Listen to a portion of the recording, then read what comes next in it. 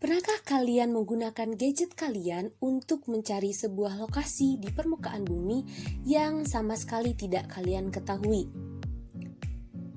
Contohnya seperti ini, atau di sini kita mencoba mencari lokasi SMA Negeri 2 Bandung. Nah, melalui gadget ini kita bisa mengamati bagaimana kondisi lingkungan di sekitar kita berkaitan dengan objek-objek yang perlu kita lihat. Untuk bisa memahami apa saja yang disajikan oleh citra, maka kita perlu melakukan interpretasi citra.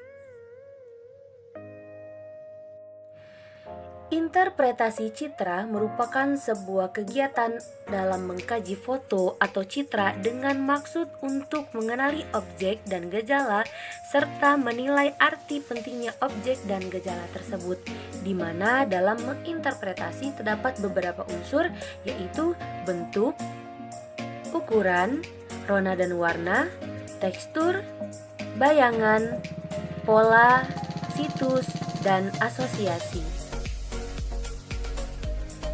Nah, selanjutnya mari kita sama-sama mencoba menginterpretasi citra berikut ini.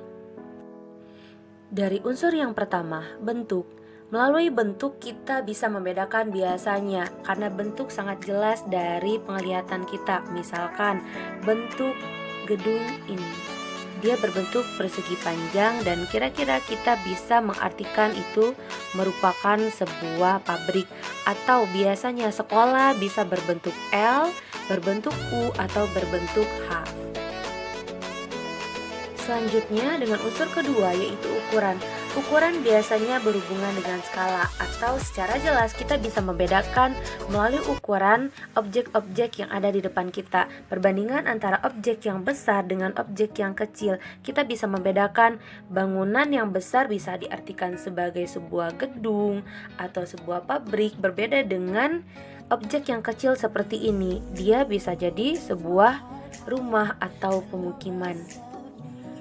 Selanjutnya ada rona dan warna. Rona merupakan tingkat kecerahan dari objek pada suatu citra. Misalkan rona air, badan-badan perairan akan berbeda dengan rona jalan.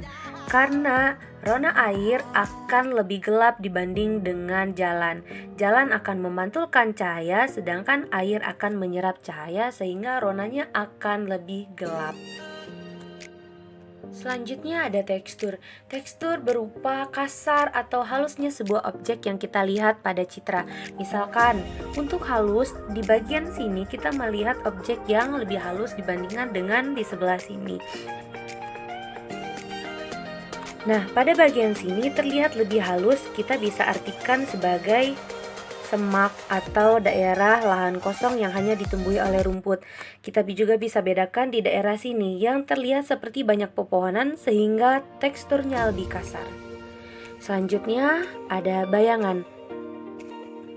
Dengan bayangan kita bisa melihat ketinggian relatif suatu objek karena jika objek tersebut memiliki bayangan, berarti bisa kita beri kesimpulan bahwa objek tersebut memiliki ketinggian. Nah, apabila tidak ada bayangan, berarti objek tersebut tidak memiliki tinggi. Selanjutnya ada pola. Nah, pola merupakan kecenderungan bentuk suatu objek. Secara jelas kita bisa melihat di sini tentang pola pemukiman. Kalau kita lihat di sebelah sini ada pola pemukiman yang lebih tertata. Di sini ada pola pemukiman yang kurang tertata. Nah, kita bisa artikan di sebelah sini merupakan sebuah perumahan yang biasanya relatif lebih tertata dan di sini merupakan pemukiman penduduk. Jadi dia lebih atau kurang tertata. Unsur berikutnya merupakan situs. Situs adalah letak atau kedudukan suatu objek terhadap objek yang lain atau objek di sekelilingnya. Bisa kita ambil contoh di sini terdapat sebuah sungai yang sudah berkelok-kelok atau mengalami pembentukan meander. Nah, biasanya meander pada sungai itu terbentuk pada daerah dataran rendah. Jadi bisa kita simpulkan bahwa citra ini merupakan citra atau daerah yang diambil pada daerah dataran rendah. Nah, terakhir ada asosiasi. Asosiasi merupakan kaitan suatu objek dengan objek yang lain di sekitarnya. Misalnya, area parkir berasosiasi dengan gedung perkantoran. Kita bisa lihat di sebelah sini. Bisa kita artikan di sini merupakan area lahan parkir. Atau contoh lain, kita anggap misalnya ini adalah sebuah lapangan sepak bola. Andaikan jika kita melihat sebuah gawang di sini, oh ternyata kita bisa menyimpulkan bahwa benar ini adalah lapangan sepak bola. Nah, itu merupakan cara kita dalam menginterpretasi atau membaca citra yang ada. Jadi kita bisa melihat objek-objek atau membaca, menerjemahkan objek yang terdapat pada citra. Dan terakhir dari materi ini ada manfaat dari penginderaan jauh. Kalian bisa menyaksikan video dari lapan berikut ini. Oh iya, nah sebelum kalian menyaksikan video dari 8 dari Ibu, untuk pertemuan kali ini Ibu cukupkan. Semoga ada manfaat yang bisa kalian ambil. Terima kasih. Wassalamualaikum warahmatullahi wabarakatuh. Lembaga Penerbangan dan Antariksa Nasional atau LAPAN merupakan lembaga pemerintah yang diberikan mandat untuk menyediakan data satelit penginderaan jauh secara nasional.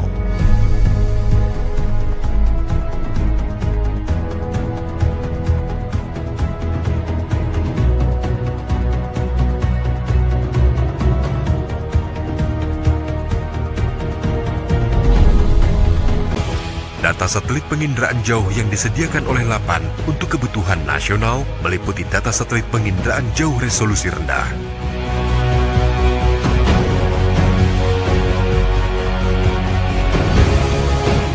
resolusi menengah,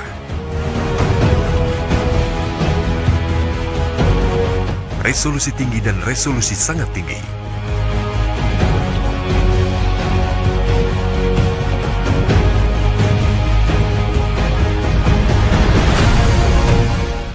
Data-data tersebut digunakan untuk pemetaan dan pemantauan di bidang kehutanan, pertanian, pertambangan, kemaritiman, penataan ruang, mitigasi bencana, dan lain-lain.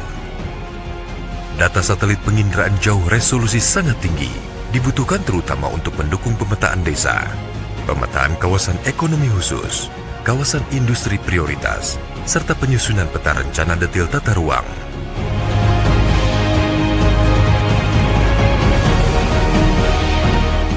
Untuk lebih mengoptimalkan pemanfaatan data satelit penginderaan jauh, LAPAN telah bekerja sama dengan berbagai kementerian, lembaga, TNI, Polri, dan pemerintah daerah.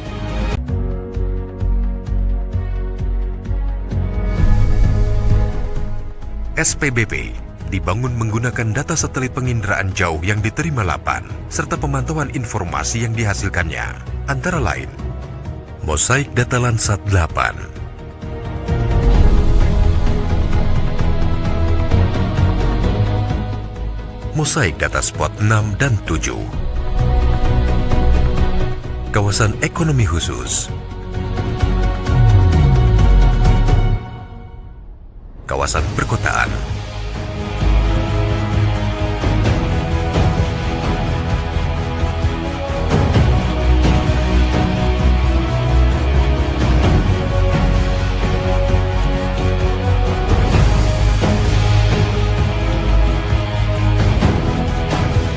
monitoring jalan tol,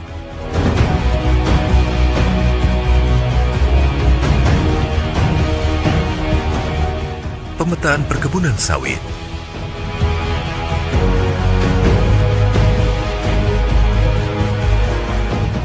kondisi danau,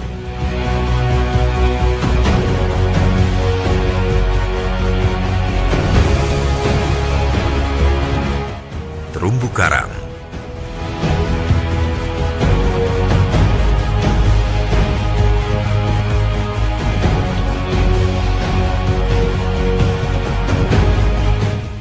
Gunung Merapi.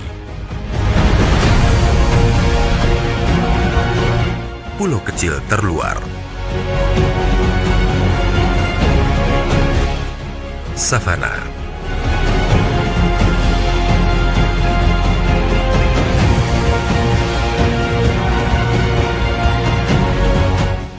Mangrove.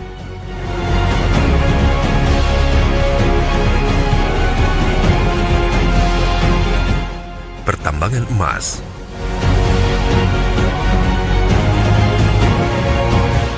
Informasi fase pertumbuhan padi.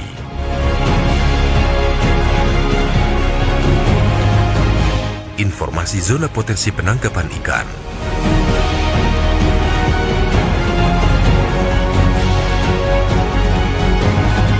Informasi deforestasi.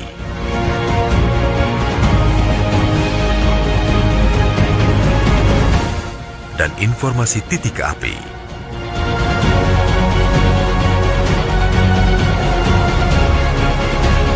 Sebagai upaya melaksanakan pembinaan dan pembimbingan kepada instansi pemerintah dan pemerintah daerah, LAPAN melaksanakan sosialisasi dan bimbingan teknis kepada para staf teknis di pusat dan daerah.